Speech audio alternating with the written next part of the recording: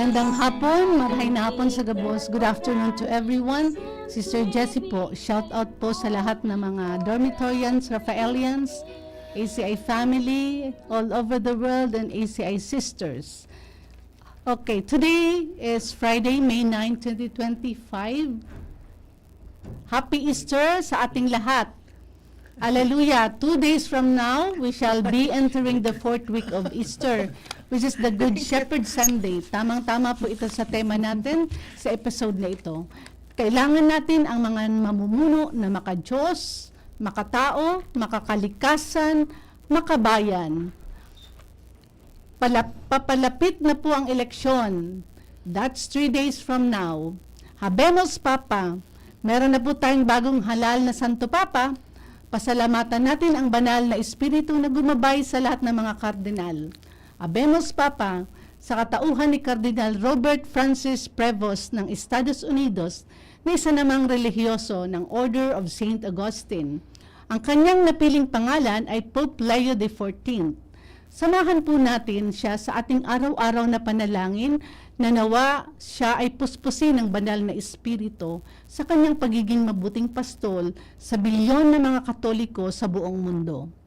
Ipanalangin din natin ang lahat ng mga Pilipino na boboto sa Lunes, naway ito'y aayon sa kanilang konsensya. Last Friday, episode 35, ay pinamagatang She Met Him, Now She Can't Stay Silent. Ngayong hapon, episode 36, ay pinamagatang Bayan Ko, Mahal Ko, Aksyon. Meron tayong dalawang panauhin na makakasama natin ngayon. Isang paring Jesuita na abogado at isang estudyante na kumakatawan sa mga kabataan na ang boses ay mahalaga. Sobrang excited na kami na ipakilala sila sa inyo, pero bago ang lahat, babatiin muna natin ang aking co-host. Happy Easter sa Tuya Gabos, sa Giraray Sister Net po. Magandang hapon, maray na hapon, maayong hapon sa tanan. Belated birthday greetings sa ako ang pag-umangko na si John de la Serna. Shout out sa lahat ng mga Pilipino na boboto sa darating na Lunes na eleksyon. Shout out kina Sister Martha and Sister Loles at sa lahat ng mga handmaids, ACI, at sa mga animators ng ating first day of Novena Mass this morning, ang Caceres family, si Mila Orticio at Rafaelians, Janelle at Jessa. Shoutout din po kay Hana at Rafaelian Jean. At sa lahat ng mga sumusuporta sa Usapang Bokasyon, ACI, labi na sa ako ang Papa. Sa usaping pag-ibig, ano kaagad ang naiisip natin? Malamang pag-ibig sa Diyos, romantic love, pagmamalasakit sa kapwa, pangangalaga sa ating inang kalikasan. Ngunit pag-uusapan natin ngayon ang isang uri ng pag-ibig na kalimitan ay nakakaligtaan, ngunit napakahalaga sapagkat ito'y bahagi ng ating pagkatao at pagkakilanlan, ang pag-ibig sa bayan. Sa amiga ng isang popular na kasabihan, ang taong walang bayan ay tulad ng barkong walang timon.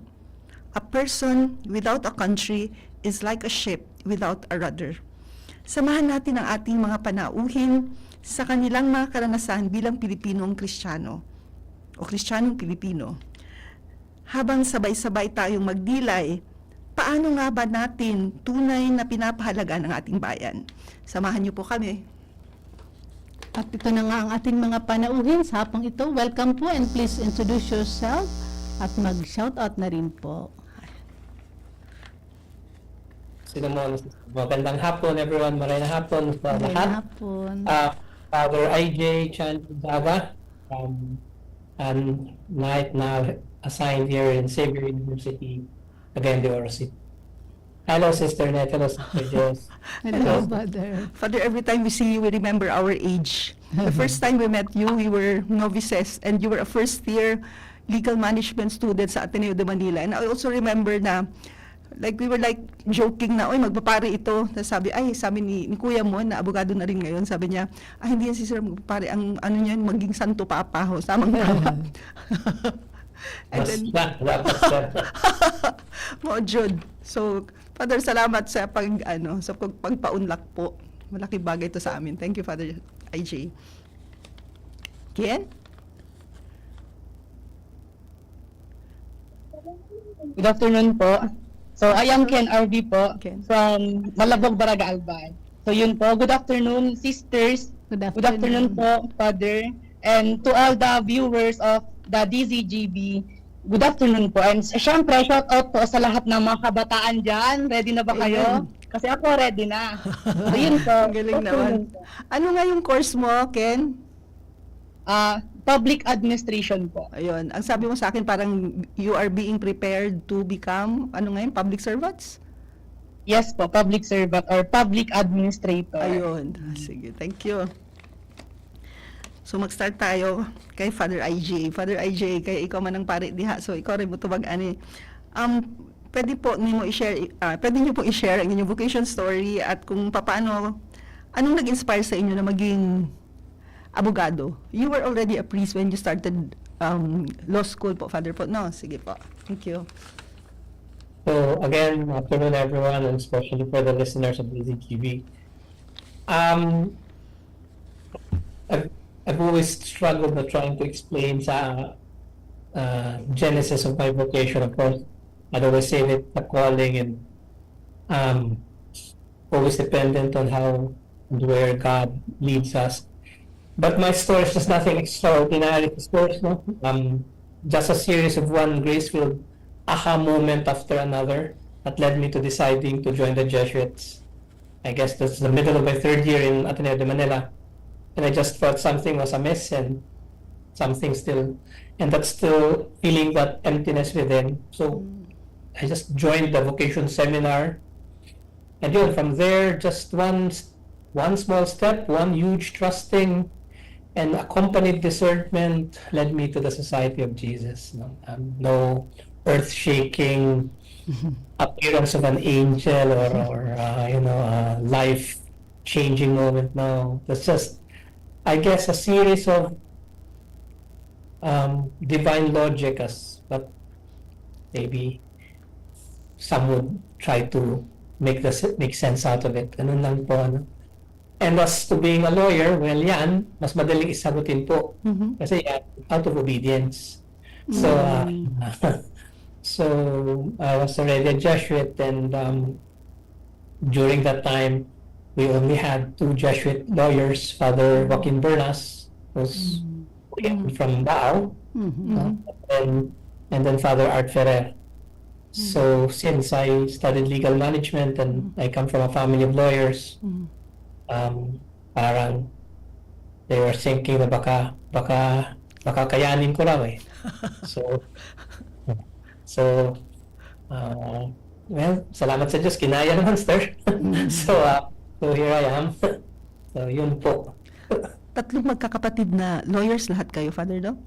Yes, sister. You Our father is a lawyer.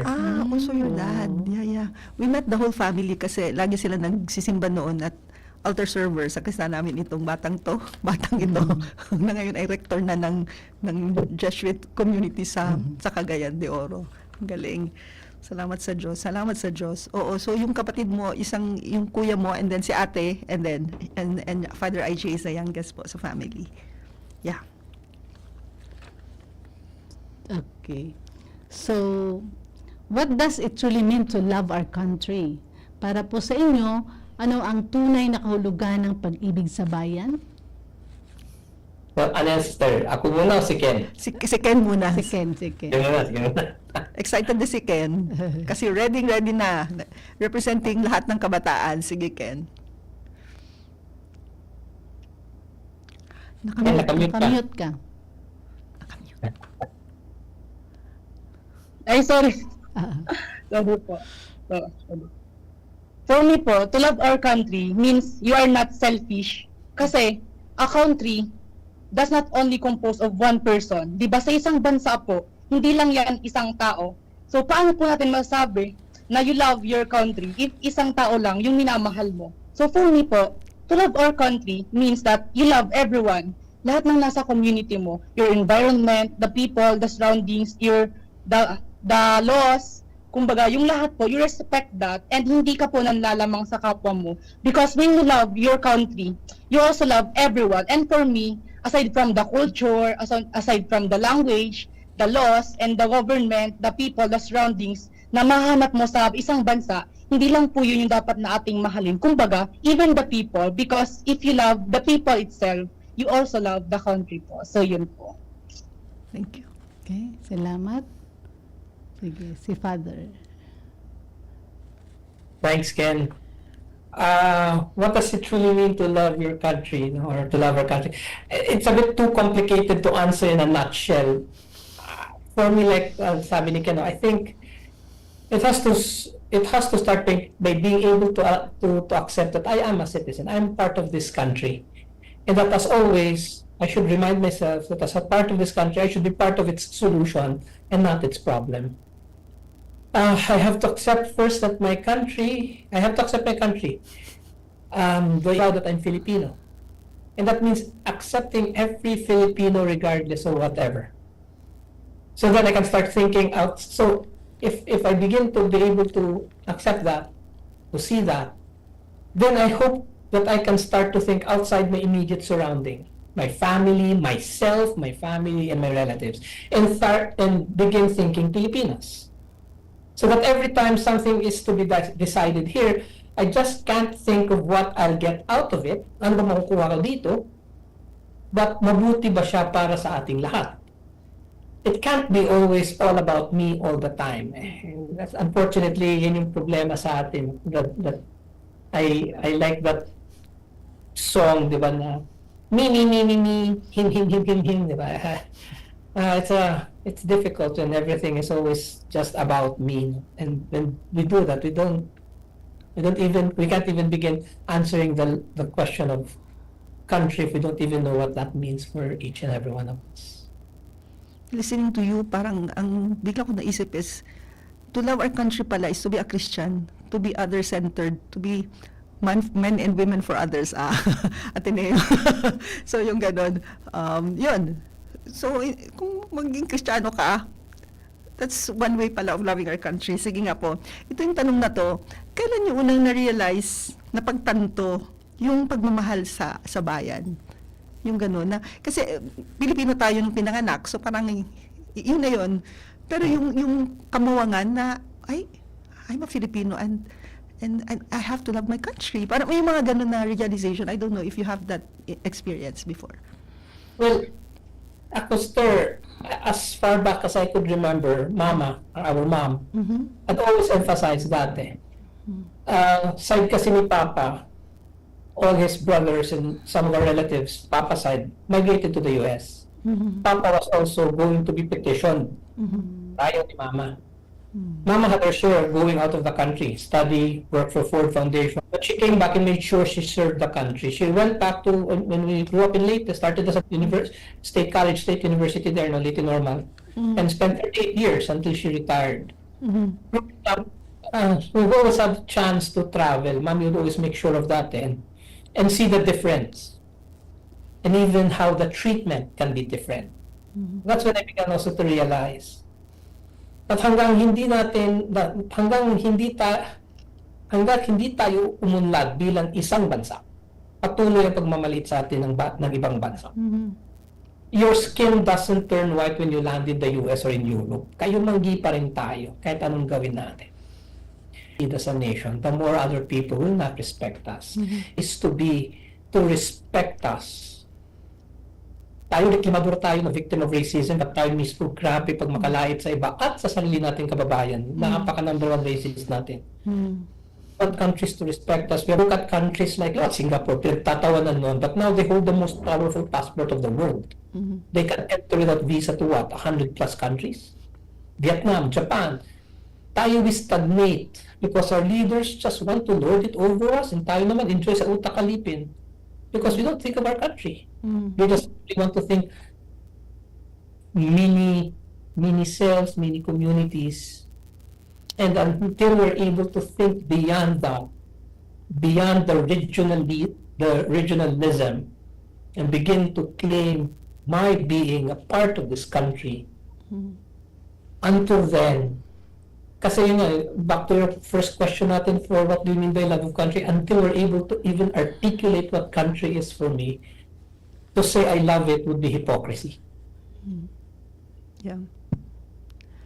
paano kaya, ano kayong sekreto ng mga ibang country na malakas yung patriotism sa kanila? Paano kaya natin yan ma-develop? Kasi talagang sobrang regionalistic and all. I don't know kung anong formation, education, and what would you like to say about this, Father?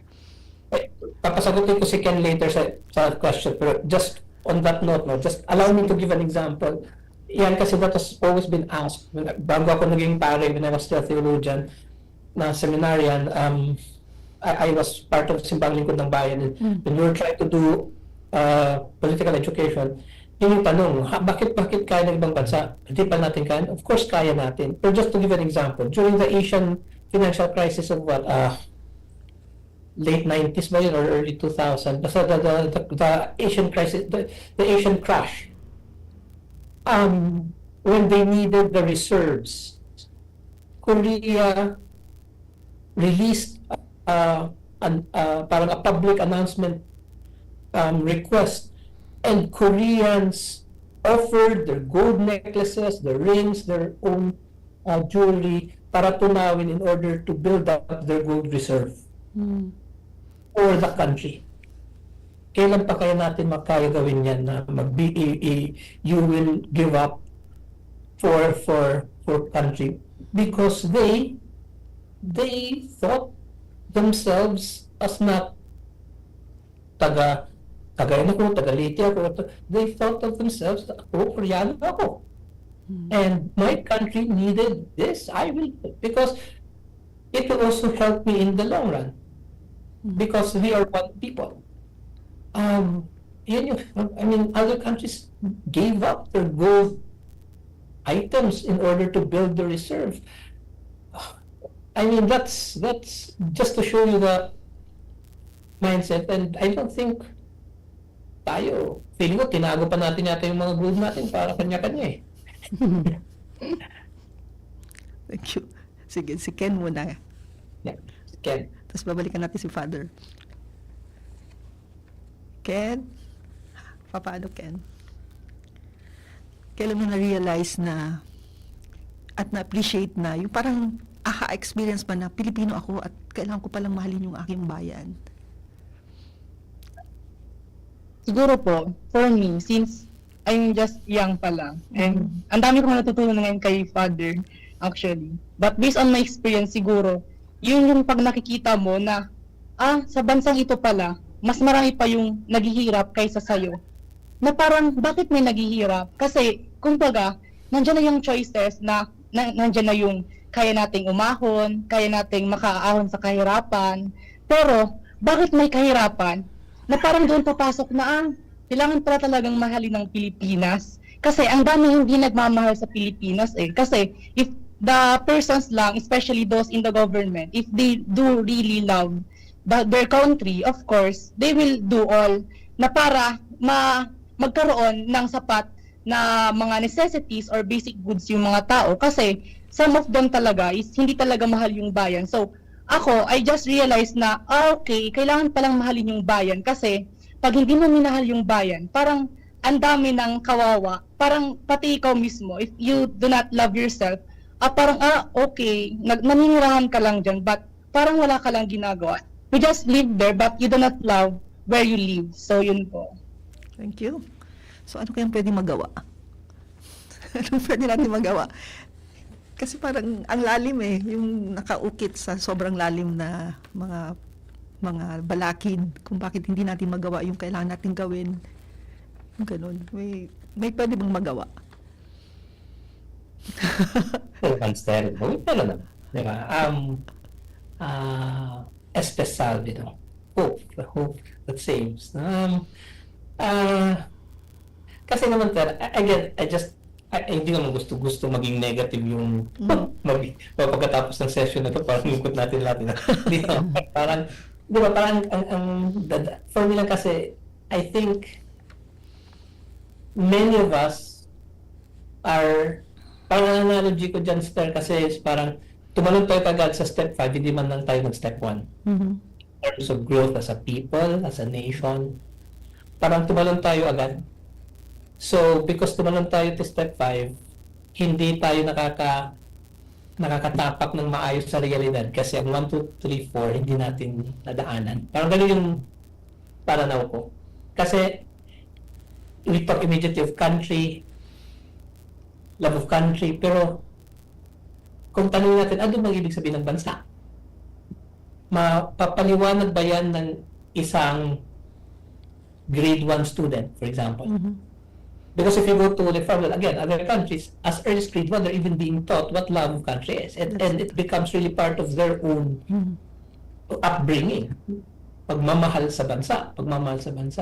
Sa atin, araling panlipunan natin dito, tinutulugan eh. Kinakating classes pa nga minsan. Ngayon, gusto pa natin putulin, di ba?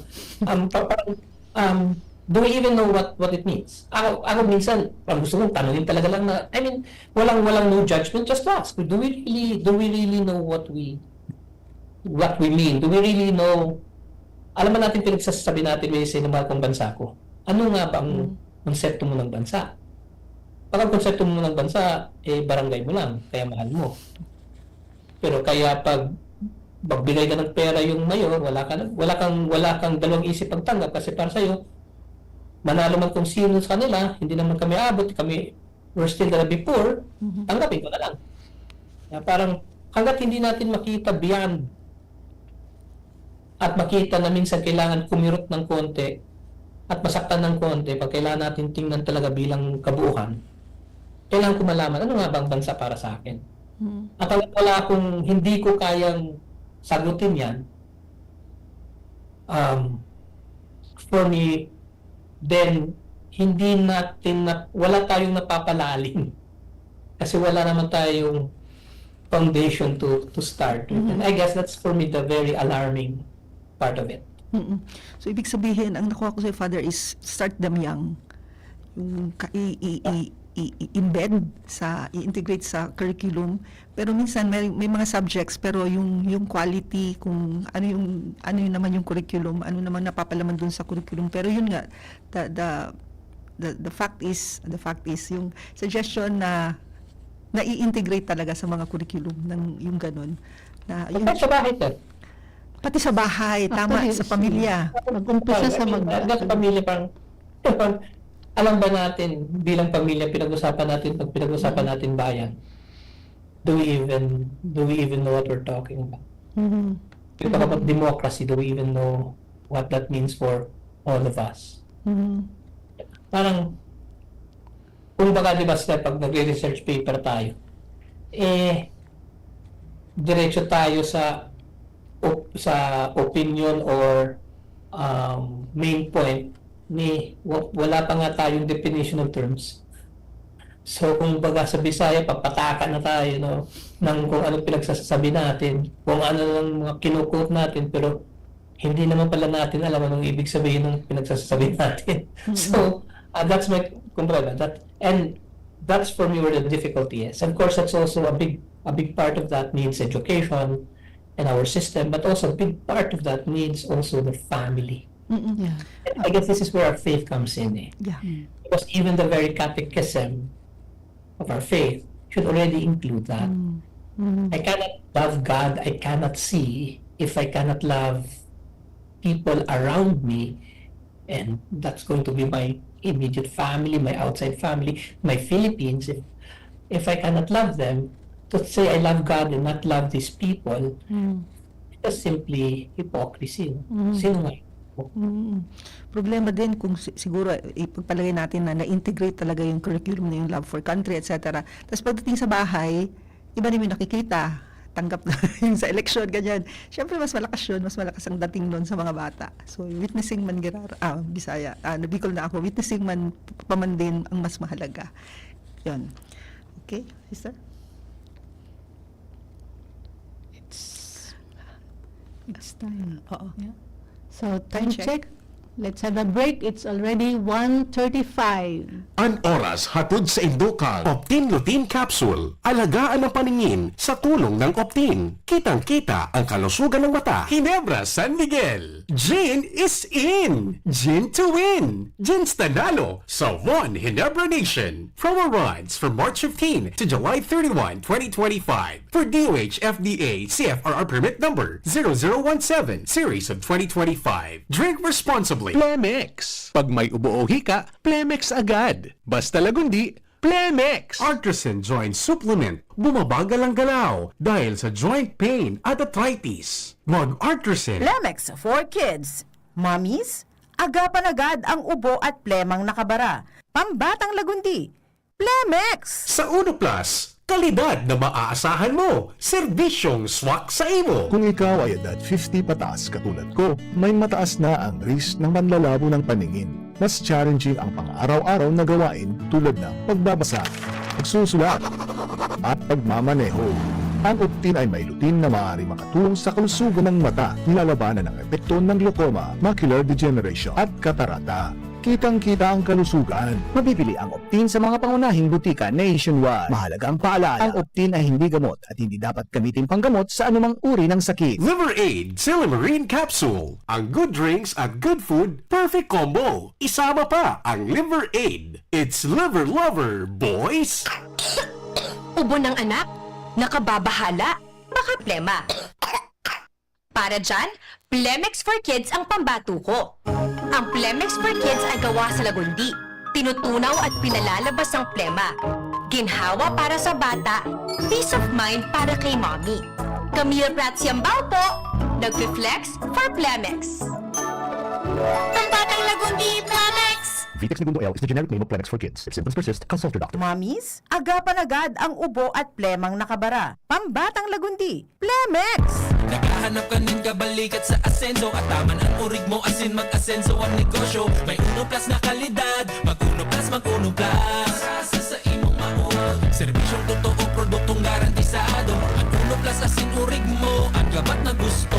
Uno Plus matabang sa imo, may Uno Plus na kalidad, mag-Uno Plus, mag-Uno Plus. Asa sa imong maod. Sa Uno Plus, kalidad na masasarigan mo, serbisyong swak sa imo. Magbisita sana sa Uno Plus Facebook page. Kung ikaw ay edad 50 pataas katulad ko, may mataas na ang risk ng panlalabo ng paningin. Mas challenging ang pang-araw-araw na gawain tulad ng pagbabasa, pagsusulat, at pagmamaneho. Ang Optin ay may lutin na maaari makatulong sa kalusugan ng mata, nilalabanan ng epekto ng glaucoma, macular degeneration at katarata. Kitang-kita ang kalusugan. Mabibili ang Optin sa mga pangunahing butika nationwide. Mahalaga ang paalala, ang Optin ay hindi gamot at hindi dapat gamitin panggamot sa anumang uri ng sakit. Ako nga pala si Rose. Itong bunso ko, 2.5 months na. Kaya andito kami sa health center para sa kanyang second visit. Pangalawang turok niya ng pentavalent vaccine, OPV at PCV. Libre lang naman ito sa mga health center. Kaya sa mga kapwa nanay tulad ko, punta na sa pinakamalapit na primary care provider. Tandaan, wais pagkumpleto ang bakuna ni baby. At ang wais ay laging ligtas. Paalala mula sa DOH Call Center for Health Development. Saan natin abutin? Okay, welcome back sa ating programang Usapang Bukasyon. So ipagpapatuloy natin ang ating talakayan tungkol sa episode 36, ang pinamagatang Bayan Ko, Mahal Ko, Action. Okay? Sa anong mga paraan ninyo ipinapahayag ang inyong pag-ibig sa bayan? Father and Ken? Ken muna, si Ken muna. Si Ken. Ken, ikaw po mauna, Ken. Sa paanong paraan pinapahayag ang pagmamahal sa bayan? So, sa ngayon po, kumbaga, yung nasabi ko kanina, pag may nakita kang nahihirapan, kumbaga, if kaya mo lang naman siyang tulungan, even in the smallest way, tutulungan natin siya. Kasi ako rin, as a young person, young pa naman, nasa young generation, kumbaga, yung kaya ko rin is limited lang. But, if yung limited na yon is pinagkakasya ko, saan yung dapat at nararapat, kumbaga, pinupush ko yung sarili ko to serve. Kumbaga, that's already help for the country. And ngayon rin, first time po akong voter sa national election. Kasi last time, SK election. Kumbaga, doon ko na ibubuhos yung sarili ko na okay, mag-research ako sa kandidato. Titignan ko yung credentials. Titignan ko yung background. Sino ba to? Ano ba yung nagawa niya? Ano ba yung magagawa niya? Kasi, though, it's very simple. Kasi isang araw lang naman po, di ba, boboto tayo. But, yung vote na yon, sobrang halaga po niya na yung isang boto na yon can change even the smallest. Yung pinakamaliit, kaya niyang baguhin into pinakamalaki. And also, ngayon rin po, nag-volunteer rin po ako sa PPCRB. Yes po. So, kumbaga, gusto ko po talaga ma-involve sa poll watching ng election kasi gusto kong bantayan yung election na for me as a nakabataan, napakalaki po yung impact nitong election kasi yung resulta rin to na magiging future ko, na magiging future ng iba pang kabataan. Kaya for me po, yung ngayon, ano yung nagagawa ko, yun po, yung mga pinakamaliit na bagay man na akong ituring ng iba, pero for me po, napakalaking tulong po yun. Yun po yung pagbabantay kada election, pagtulong sa kapwa kahit sa maliit na paraan, at yung syempre po, yung pagpe-pray kay God, na sana, Lord, ma-elect po yung mga maayos, kasi future ko po to, Lord. Kumbaga, yung ganun po na mga bagay. Good, thank you. Father AJ? Father? Tama yan, Ken. Magdasal na ng taga natin ng bayan. Ako pero, I've just tried my best to live by one code, no? Respeto lang. Pinoy naman tayong lahat. As much as I can, and there are moments, many moments, but then I fail, and many moments that I find myself also being selfish. But as much as I can, I always try to take away the mentality of sila at kami. When we still have that notion of sila, kami, I try, again, mahirap, but to see things bilang tayo whenever I can. To always understand that, to try to be as inclusive as possible.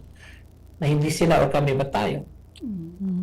Galit ako dahil palpak siya, teka, anong ba natin, alam ko ba nangyayari sa kanya? Chill muna, pag-usapan. Baka may mga bagay na nangyayari sa tao na hindi ko alam. Mas edukado ako. Tapos, madadala ko ba yan sa langit? Pareho tayo. So bakit kailangan mauna ako?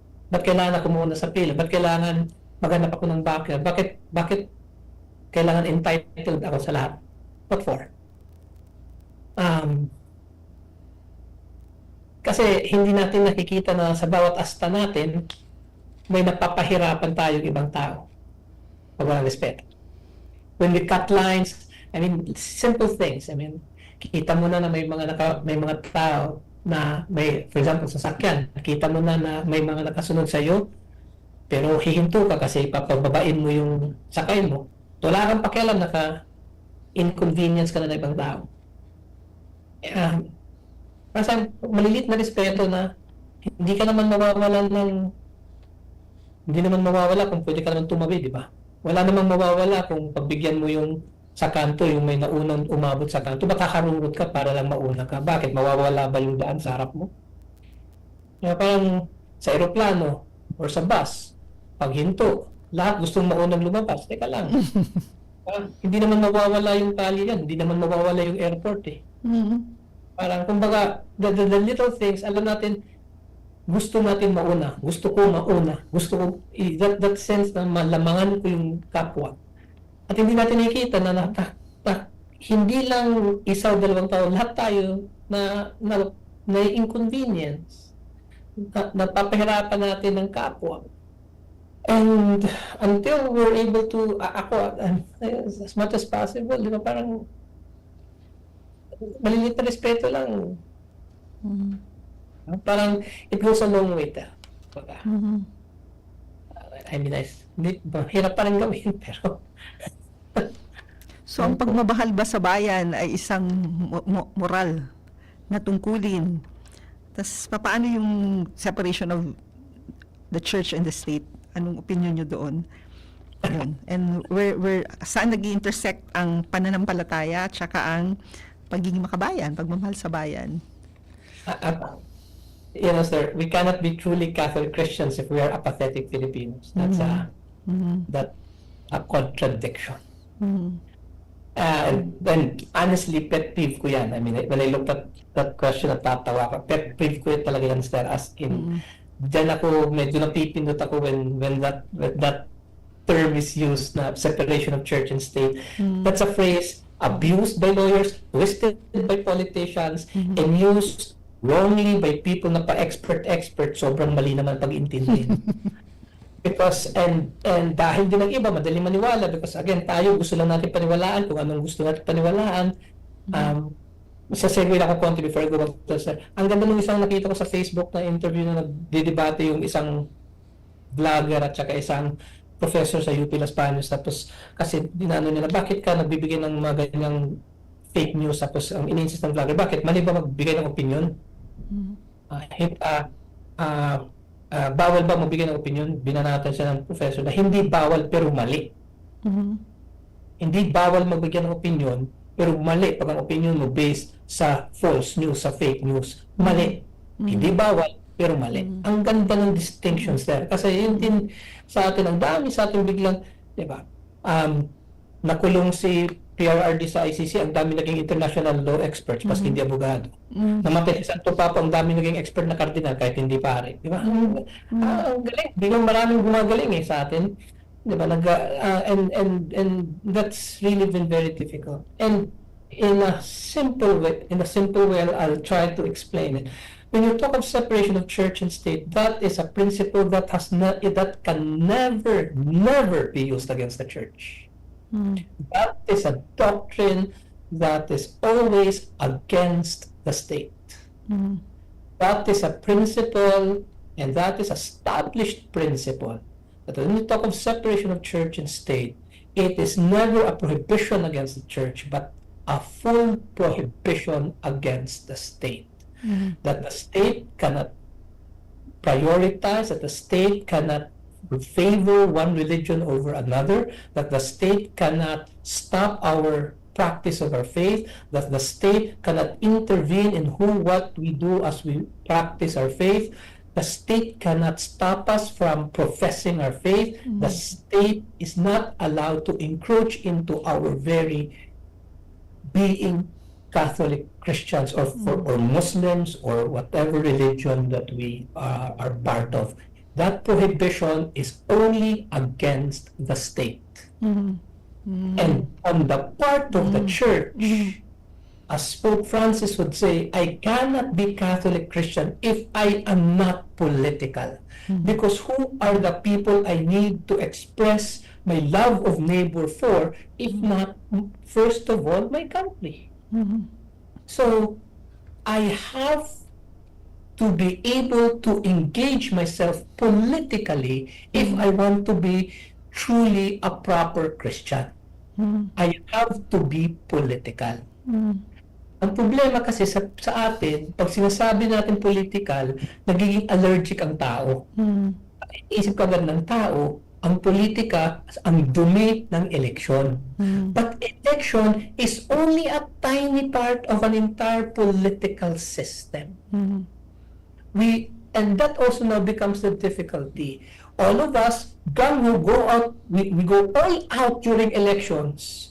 And then pag na-elect ang ating mga leaders, and then we, as if, ipapasa natin sa kanila ang pagbitbit sa bayan.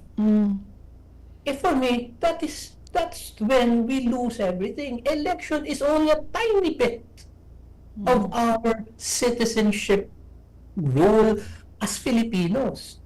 It starts with election, but we cannot stop elections. And most of us, we do. Pagkatapos ng eleksyon, wala na tayong pakialam. Bahala na ang leader. And for me, that's where we fail. Because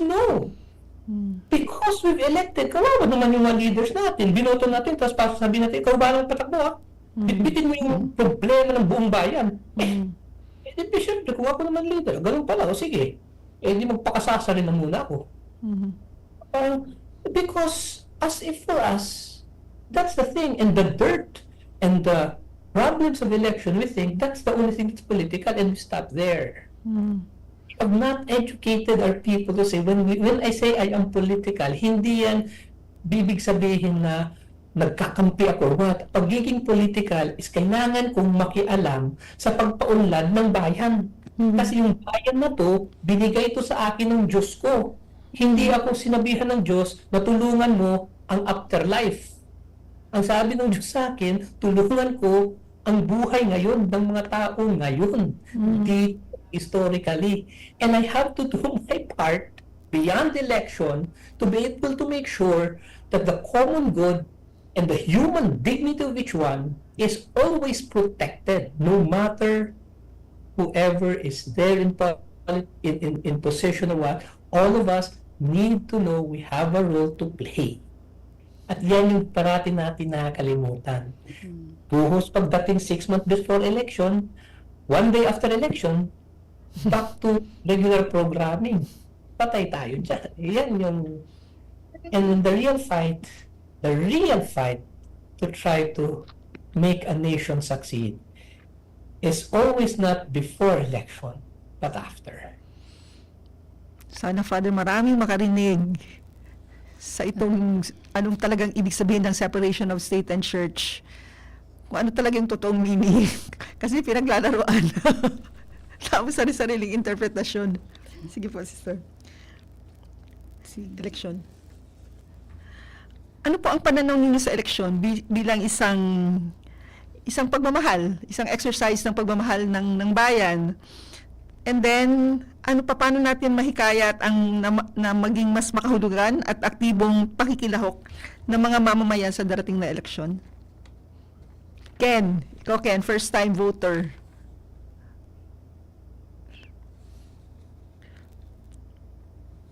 For me po, based sa experience ko, since yun nga, sa mga kapwa ko kabataan, marami yung parang boboto lang sila kasi para may lista sila sa COMELEC, ganon.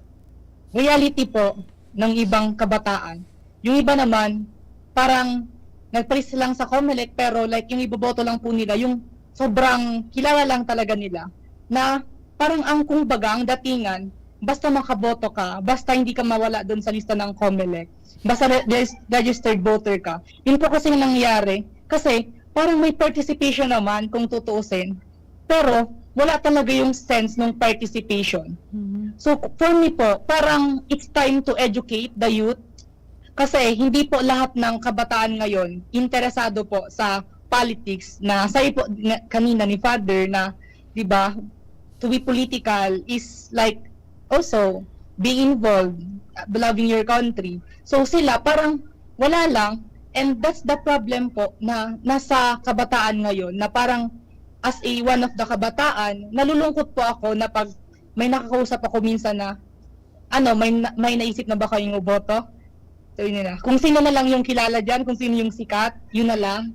Kasi yung mga credentials po kasi ng ibang kandidato, minsan hindi yun nag-i-impact sa kanilang kasikatan, because though you have a credentials pero kung hindi ka sikat, paano ka makikilala ng kabataan, di ba? Yun po yung parang nagiging ngayon, parang reality na parang for me, yun na yung nagiging problem. And paano pa nga ba sila may kayat to become more participative? Maybe they have to start with education, voters education. Kasi ang dami po ngayon sa kabataan ang hindi alam yung maayos na pagboto. Marunong nga sa pagboto, pero hindi naman marunong kung ano at sino ang dapat na iboto. Kumbaga yung mga components na po yun, yung parang problema, yes, nagiging participative naman sila, pero yung sense ng being participative, wala.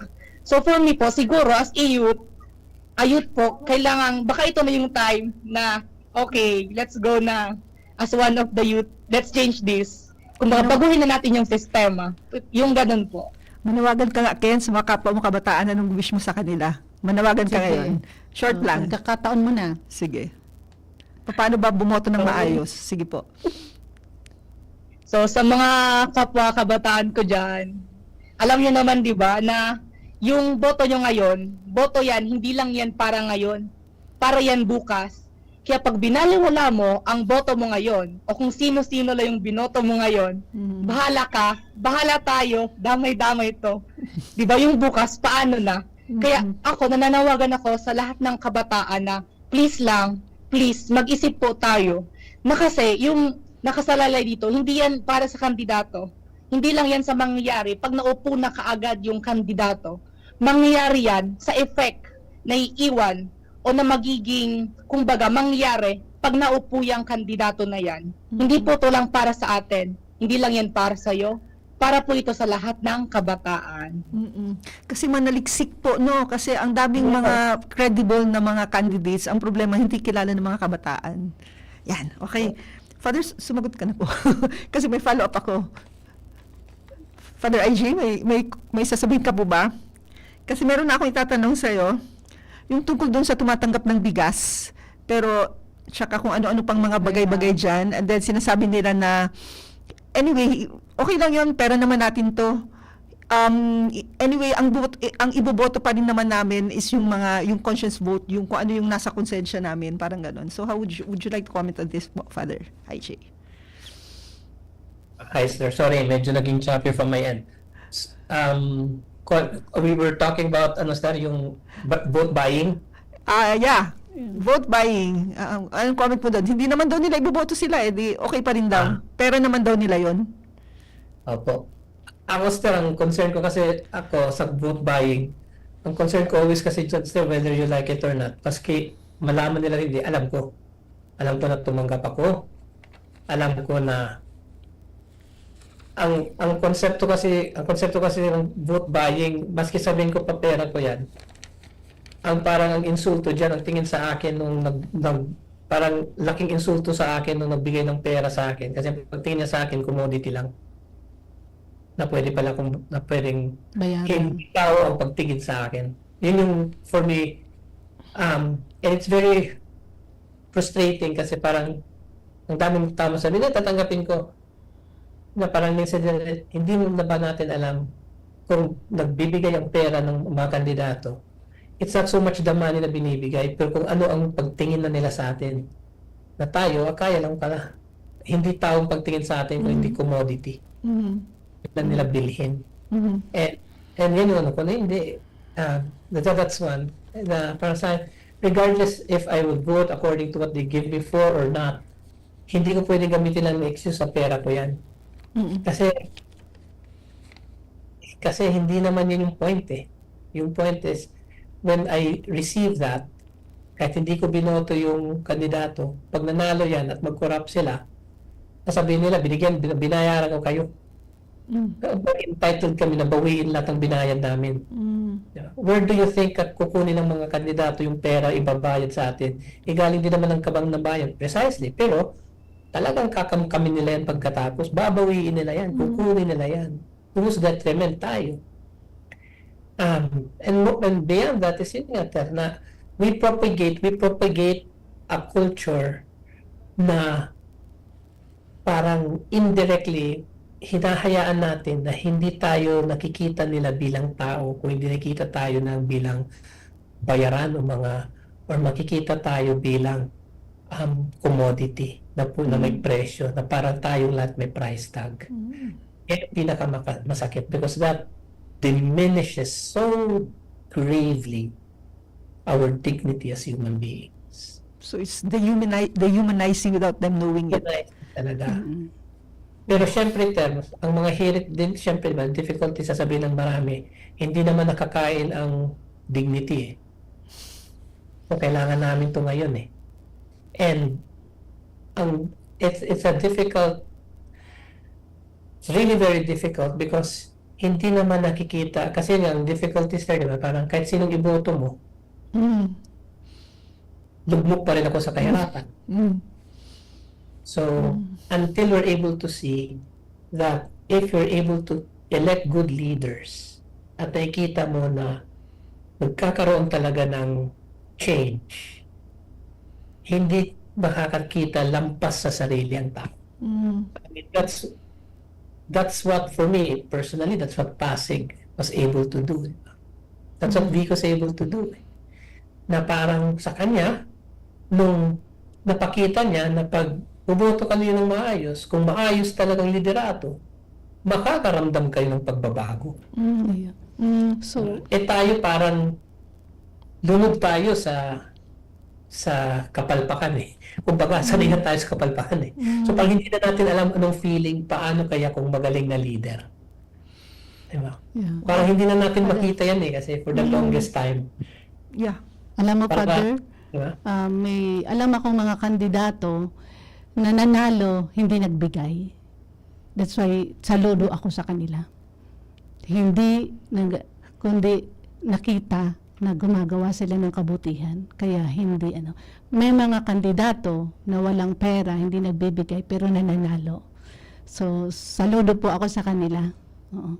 Kasi pinanindigan nila na hindi sila bibili ng boto ng tao. Hindi nila yuyurakan ang dignidad ng pagiging botante. Kaya saludo po ako sa mga kandidato na walang binibigay na pera.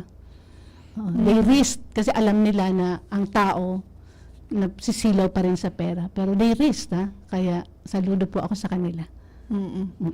Habang nakikinig ako kay Father, kay Father IJ, ang nakikita ko na parang pumapasok yung pilgrims of hope. Kasi yung feeling of hopelessness na anyway wala namang mangyayari, ito na lang kasi ma-address pa yung immediate needs ko. So siguro the sowing of hope talaga na pero kailangan din kasi may makita din resulta. Pero although hindi din immediate talaga ang results nito kasi mahabang proseso kasi ang haba din ng yung mga factors nun, ang haba, sobrang lalim ng ugat. So mahabang proseso po talaga ito, isang revolusyon kumbaga. Pero yung sowing of hope na may mangyayari pa rin sa maliliit na mga choices ninyo, choices for the country, yun, may mangyayari. Pero yun nga, maghihintay din talaga. So I think dito napapasok yung being pilgrims of hope na may pag-asa pa rin. Kasi ang mga tao, yun lagi ang sabi, kunin ko na to, at least ma-address pa yung need ko. Wala rin mangyayari kahit sino iboboto kung ganun pa rin. So yung napaka-challenge nito, yung being pilgrims of hope. Yeah. Paano tayo papasok doon? Kasi lahat na hopeless na yung mga tao. Kasi hopeless case na nga ang Pilipinas, ang politika ng Pilipinas. Kaya sasamantalahin na lang din nila na every election is fiesta. Kasi dun sila nakakatanggap. Parang ganun. So let's end with a hope, note naman of hope. Parang, yun, may pag-asa. Sa tingin ko, marami pa rin na tao na hindi nabibili. So doon pa rin ako. Kung ilan tong mga taong ito yung magbabago. Ito yung mga magiging daan para sa pagbabago. Yung hindi nagpapabili, hindi tumatanggap. Kasi pinapanindigan nila na ang dignidad na hindi ako tatanggap kasi ayoko mag-contribute sa corruption in the future. So kaya meron pa rin, kaya hopeful pa rin tayo na may pagbabago. May tulad kay Ken, isang kabataan. So maraming mangyayari pag ilan pang kabataan ang katulad ni Ken, ni Father, at ng mga tao na naniniwala sa kabutihan, sa dignidad, sa respeto. May your tribes increase. Yeah. Ang bilis na. Okay, so ang bilis ng oras, pero bago tayo magpaalam, anong mensahe po ang nais ninyong iwan para sa kabataan ngayon, lalo na yaong mga nagsisimulang makaramdam ng masiding pag-ibig para sa bayan? Maari po ba itong maging bahagi ng bukasyon patungo pagpapare o buhay relihiyoso o isa pa ba itong hadlang? So what message would you like to leave with the young people today, especially those beginning to feel a deep love for our country? Can this be love a part of calling to priesthood or religious life, or is it a distraction? Last message, Father. Last message, Sister, thank you. Ako, to the youth, to the Filipino youth.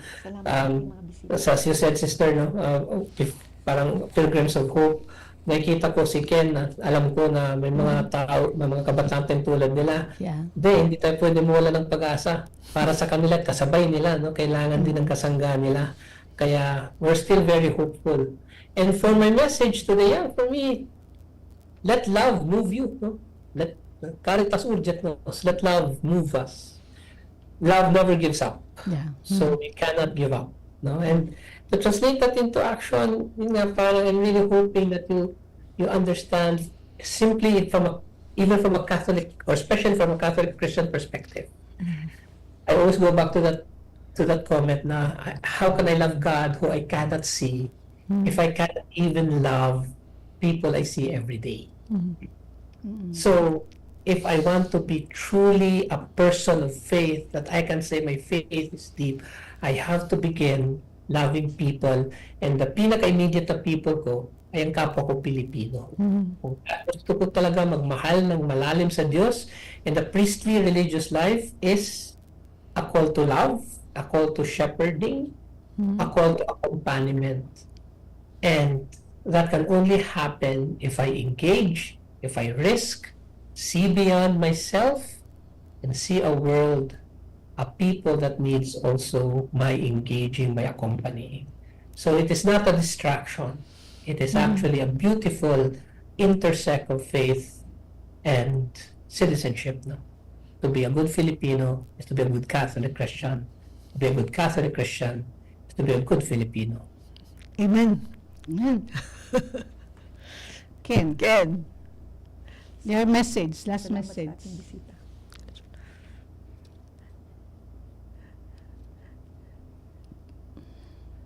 Nakamute po. Mute. Sorry. Ako po, dati rin, pangarap ko rin po talaga magpare. And for me, that's an asset na pag magpapari ka, parang, wow, di ba? Ang ganda sa feeling. Pero, maybe God, na tinuro ako dito ni God, para siguro oras na rin sa pagbabago na as a youth. And, yung message ko po is not only for the youth, but to all the people, na especially kaya lang naman pong bumoto. Na yung boto nyo, hindi lang po yan boto para sa sarili nyo, hindi rin po yan boto para sa pamilya mo. Hindi rin yan para lang sa mga taong mayaman. Kasi, pag nagboboto ka, hindi porke mayaman kayo, okay, maganda ang buhay. Pero may tao parang naghihirap.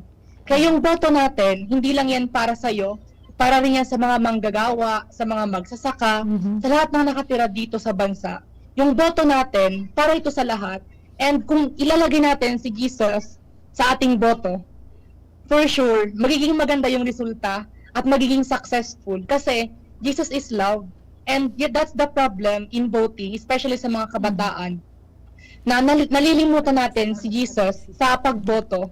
Kasi if we put Jesus sa sentro ng ating pagboto, I'm very sure na yung resulta niyan, nakasentro rin kay Jesus. Kung baga, yung resulta, napakaganda kasi Jesus himself is, di ba, napakaganda. Kaya yung message ko lang is, be responsible and put love in voting, put love in service, put love in growing as a youth, and put love in changing the system na hindi lang to para sa akin, kundi para yun sa lahat. So, yun po.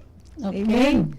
Sige, salamat sa ating mga bisita ngayong hapon, Father Ismael Jose Chan Gonzaga, SJ, GD, at Ken Arve Miraples. At ang inyong mga lingkod, Sister Jessie, Sister Net. Salamat po sa hanggang muli. See you next Friday. Salamat. Thank you. Thank you very much.